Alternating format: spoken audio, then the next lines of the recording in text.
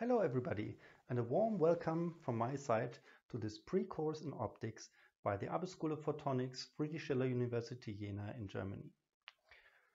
So in this series of lectures, I will present to you a tour through the basic phenomena of optics, mostly by experiments, and I will explain some of the theory to you. So you can access the lecture material on this website, and I want to start first by a big thank you to my colleague Richard Kovacic, who basically laid the foundations of this lecture and gave me his lecture material to build upon. So what are we going to learn? Well, first we start with the first course on the basics of optics, geometrical optics, interferometry, the phenomenon of diffraction, and we'll end these lectures with polarization. So the aim is that you are remembered and reminded of some basic knowledge, and of course you might also learn something new about optics. So if you want to read more details, I can recommend this book by Hecht called Optics, and it is published by Addison Wesley 2002.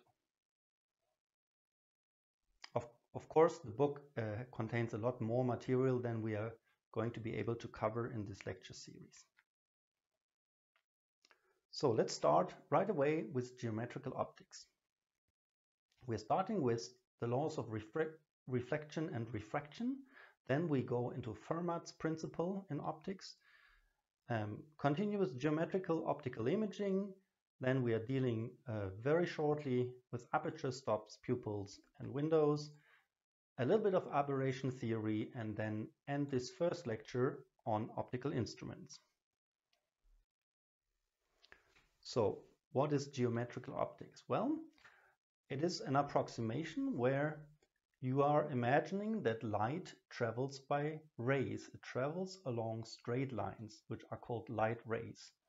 And if you already know a slightly refined picture, which is sort of the wave picture of light, you can imagine that such a light ray is sort of the approximation perpendicular to the wave fronts of the wave optics view of optics.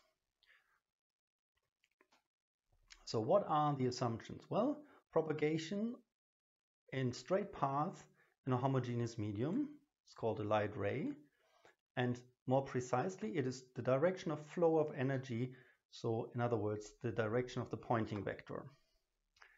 Then these light rays of course follow the laws of reflection and refraction at interfaces, so they get bent at these interfaces. Then there's a principle of reversibility, which means you can trace all these rays backwards and would still get a valid view of physics in geometrical optics. And there's the principle of superpositions, which means you can sort of get the picture of what many rays do by superimposing them.